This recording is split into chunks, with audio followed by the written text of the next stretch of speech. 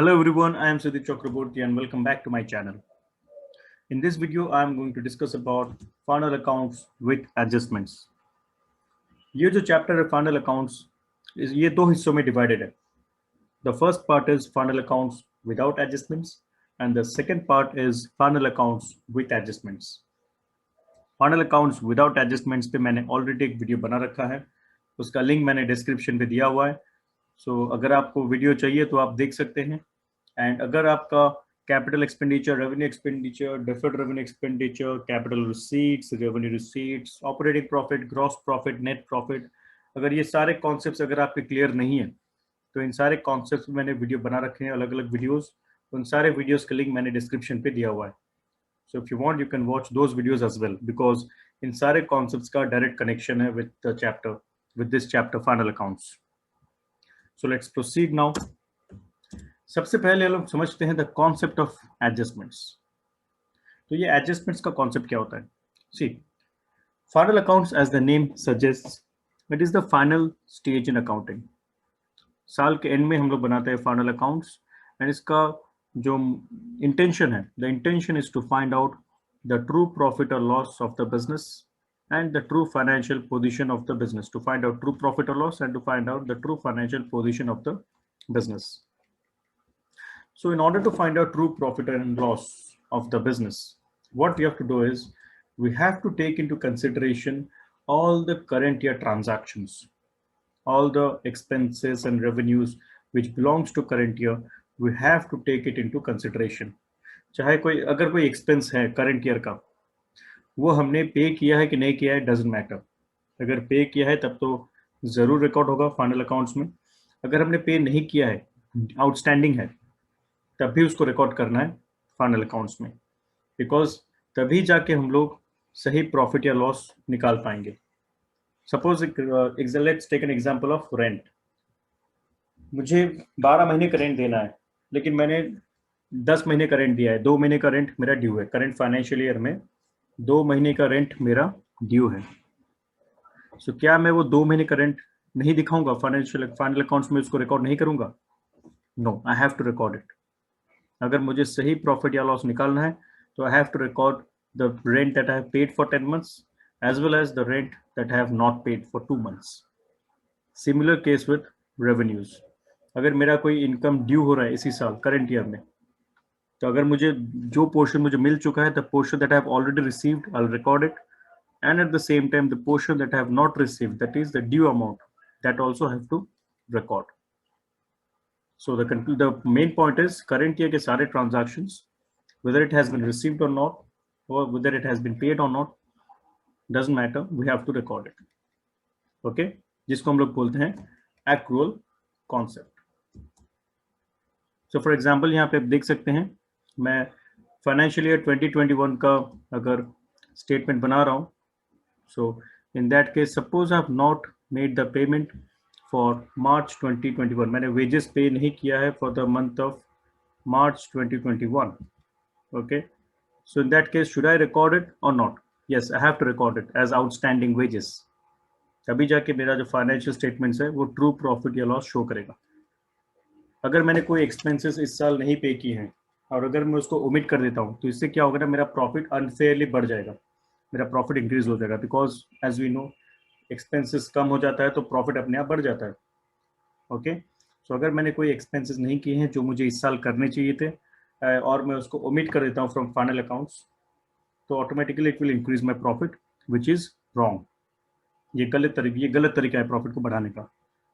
So that's Y we should record all the expenses and all the incomes, okay, that arises in the current year, that belongs to the current year. We have to record it, whether it has been received or not or whether it has been paid or not, doesn't matter, we have to record it. So on the similar grounds, हम लोग क्या करते हैं, जो advance payment हमको मिल जाता है, जो अगले साल का जो एक्सपेंसेस है या अगले साल का जो इनकम है, that we have to ignore. Since we are concerned about only current year transactions, that's why we have to ignore the transactions or the items which belong to the next year. So we should ignore the expenses and revenues of next year. अगर next year का कोई revenue आपको advance में मिल चुका है या next year का कोई एक्सपेंस आपने एडवांस में पे कर दिया है, so we have to ignore it. Okay, this year we are going to ignore it because final accounts is all about current year transactions. It is only concerned with current year transactions. Okay.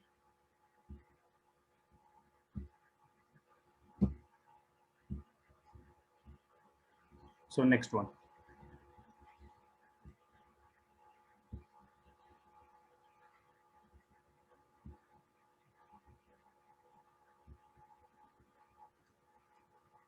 Now let us focus on 6 golden points related to adjustments. So adjustments को समझने के लिए हमको 6 golden points समझने पड़ेंगे और याद रखने पड़ेंगे.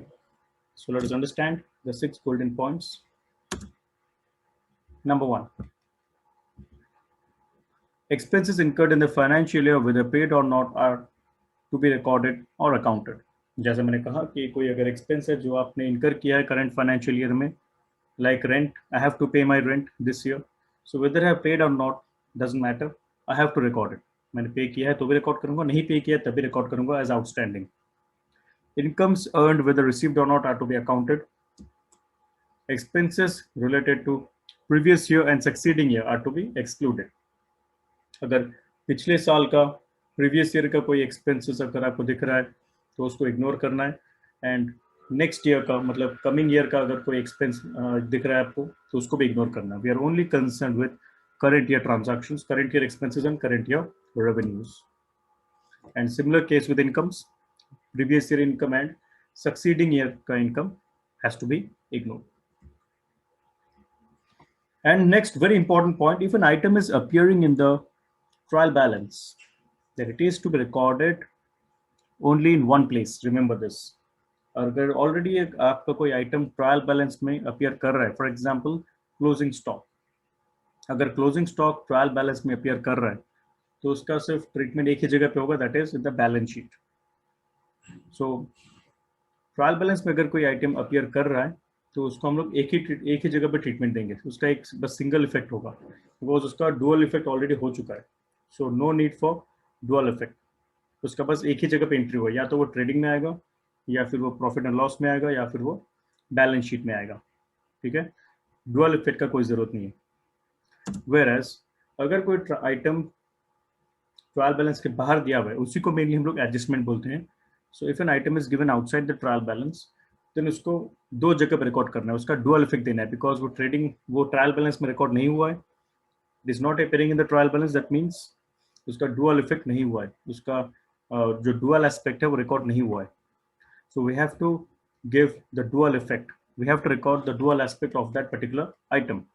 सो दैट्स वाई अगर कोई आइटम ट्रायल बैलेंस के बाहर जो हम लोग बोलते हैं अदर इन्फॉर्मेशन में दिया हुआ है तो वो दो जगह पे रिकॉर्ड होगा, दैट इज या तो trading account and balance sheet या फिर पीएल एंड बैलेंस शीट.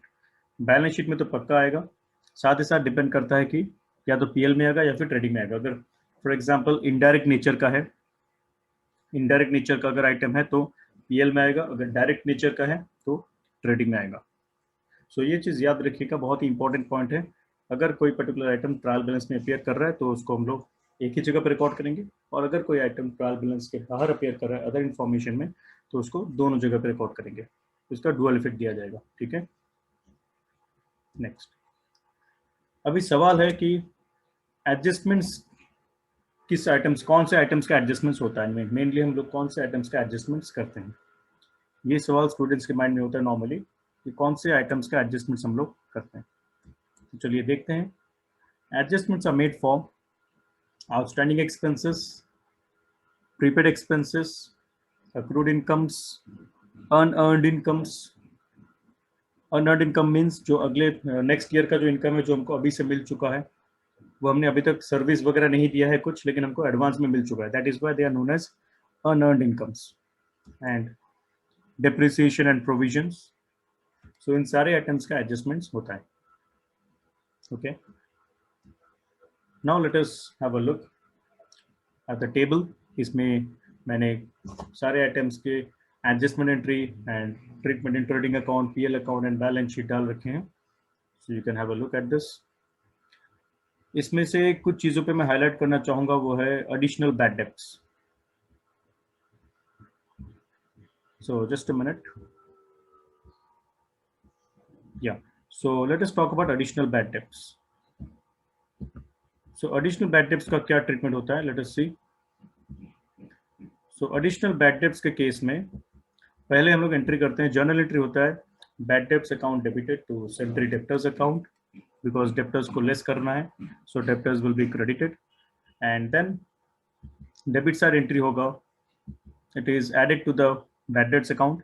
अगर हमने कोई प्रोविजन नहीं बनाया है तो, अगर हमने कोई provision for bad and doubtful debts नहीं बनाया है, अगर कोई प्रोविजन फॉर डाउटफुल डेब्ट्स नहीं मेंटेन किया है, तो it will be directly added to the bad debts. जो एडिशनल बैड डेब्ट है, it will be added to the bad debts, okay, on the debit side of PL account. और अगर provision हमने बना रखा है already, then it will be added to the provision for bad debts, okay. And from debtors, what we do, it is deducted from sundry debtors. In the balance sheet, it will be deducted from the debtors. And same case for provision for doubtful debts. Provision for doubtful debts, इसका entry होगा PL account debited to provision for doubtful debts. ये PL के debit side में appear करेगा, trading में no entry, PL के debit side में entry होगा। एंड बैलेंस शीट में it will be deducted from the amount of sundry debtors. And याद रखिएगा, ये वाला पॉइंट बहुत इंपॉर्टेंट है, net of additional bad debts. That means सबसे पहले डेब्टर्स से हम लोग माइनस करेंगे एडिशनल बैड डेब्ट्स, फिर वो जो नेट अमाउंट आएगा उसमें से हम लोग उस नेट अमाउंट से डिडक्ट करेंगे provision for doubtful debts.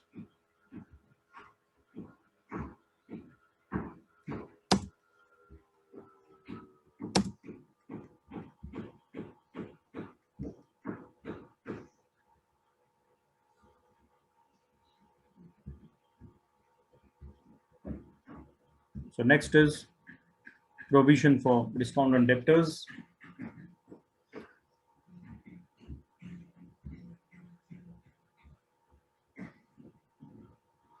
So next is provision for discount on debtors. इसका जर्नल एंट्री होता है PL account debited to provision for discount on debtors.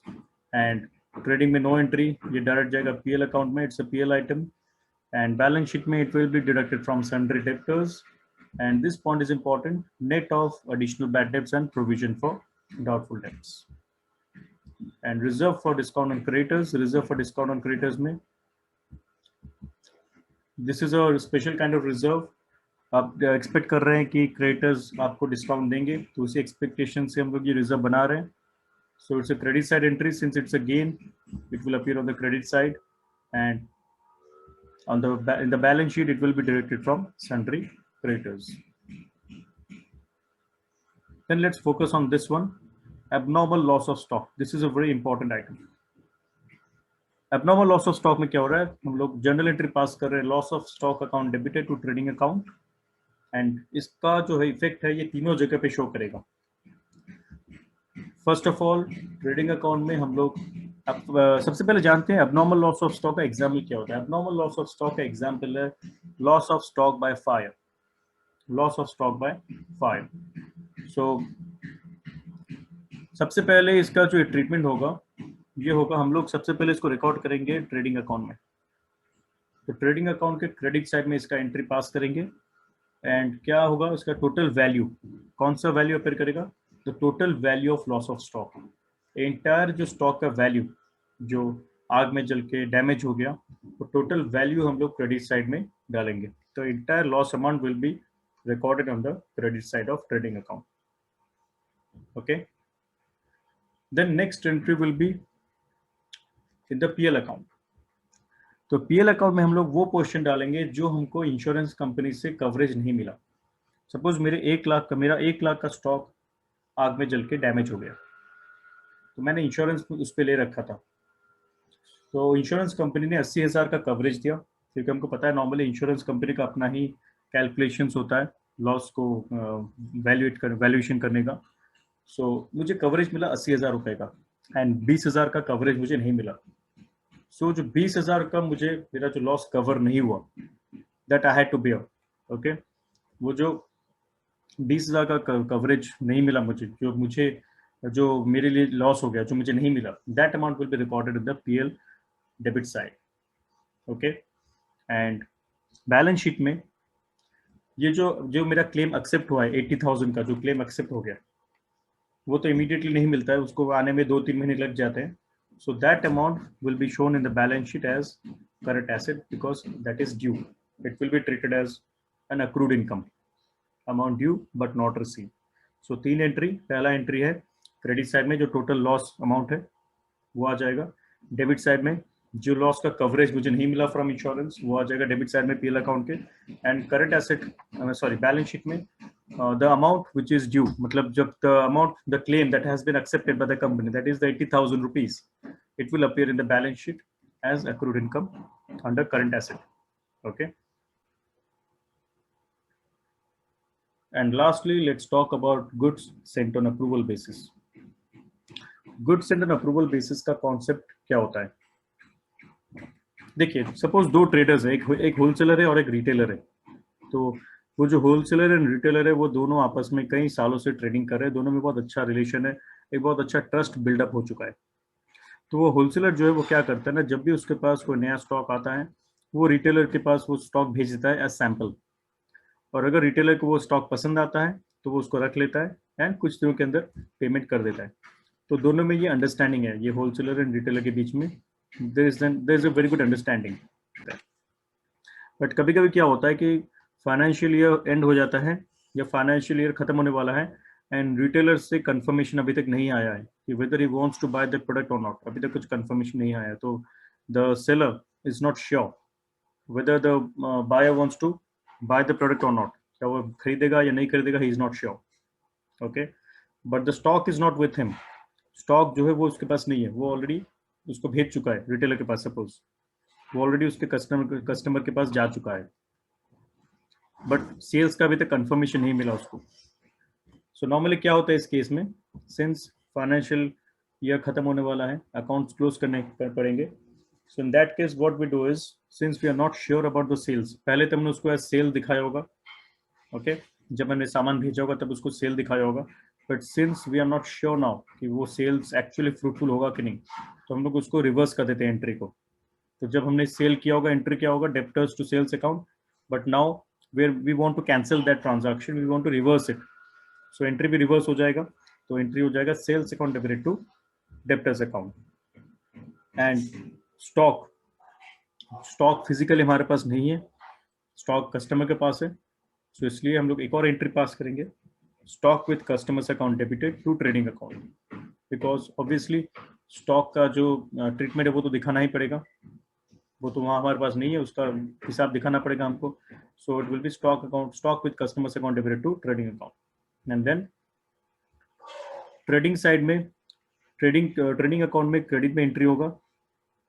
क्या एंट्री होगा, सेल से डिडक्ट हो जाएगा जो हमने सेल्स दिखाया होगा. सिंस हमने रिवर्स कर दिया, हमने उसको कैंसिल कर दिया, तो पहले जो हमने सेल्स दिखाया था उतना ही अमाउंट हम लोग अभी सेल से माइनस कर देंगे एंड उतना ही अमाउंट हम लोग क्लोजिंग स्टॉक में ऐड कर देंगे. ठीक है. सेल से माइनस हो गया बिकॉज वो सेल्स हमने रिवर्स कर दिया, तो सेल से माइनस कर देंगे सेल्स अमाउंट एंड बाकी क्लोजिंग स्टॉक से हमने माइनस किया होगा. ओके. क्लोजिंग स्टॉक से हम लोग क्लोजिंग स्टॉक में हम लोग वापस ऐड कर देंगे. देन पीएल में no entry, and balance sheet में क्या होगा, that amount will be deducted from debtors. Obviously सब कुछ रिवर्स हो रहा है, हम लोग सेल को कैंसिल कर रहे हैं, सो उतना ही अमाउंट हम लोग डेब्टर से माइनस कर देंगे एंड क्लोजिंग स्टॉक में ऐड कर देंगे. ठीक है. So this is about your final accounts adjustments, the theory part. अगर आपको इस वीडियो के नोट्स चाहिए, PDF notes, then you can join my Telegram channel. उसका लिंक मैंने डाल रखा है डिस्क्रिप्शन पे. अगर आपको मुझसे पर्सनल इंटरेक्ट करना है या कोई डाउट वगैरह पूछना है, then you can contact me through my WhatsApp number, वो भी मैंने डिस्क्रिप्शन में दिया हुआ है. Plus you can also connect with me through social media. I am there on Instagram, Facebook, LinkedIn, okay, Twitter, कहीं भी आप मुझसे कनेक्ट हो सकते हैं. वो सारे डिस्क्रिप्शन में मैंने लिंक दिया हुआ है. So that's it for today. See you in the next video.